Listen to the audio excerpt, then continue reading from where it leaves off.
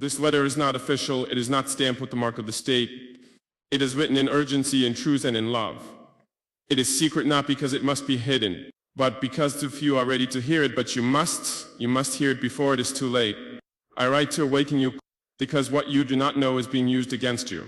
Because what you do not question is enslaving you. Because if you do not rise now, you may have no ground left to stand on tomorrow.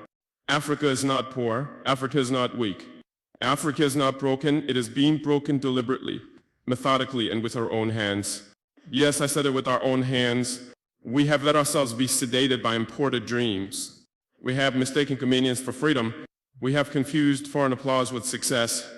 And now the very soul of our continent is being auctioned to the youth of Africa, those in Lagos traffic, in the Nairobi slums, in the fields of Bamako, in the universities of Accra, in the nightclubs of Joburg, in the refugee camps of Tripoli, in the mining pits of Katanga, in the cafes of Kigali, and under the neon lights of Paris and Rome. I say this WAKU all be erased.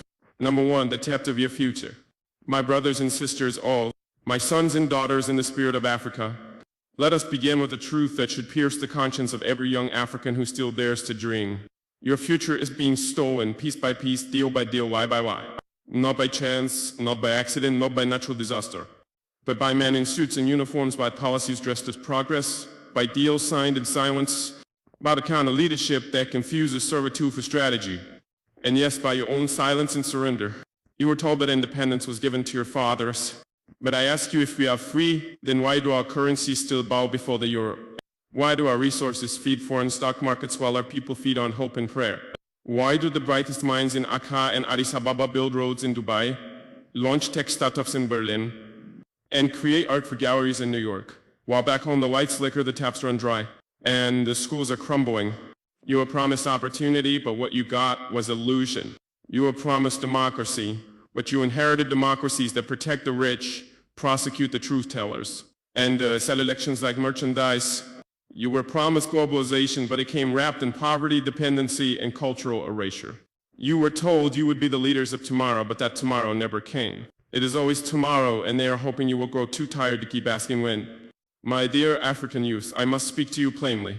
You are being groomed for obedience, not leadership. You are being shaped to serve, not to shape. You are being distracted by the noise of social media, while your destiny is being sold in silence. The oil beneath your soil has paid for the comfort of men who will never know your name. The lithium under your hills has powered smartphones in Tokyo and Teslas in California. But your schools still teach under trees and your hospitals still run without electricity. How long will we call this misfortune instead of what it truly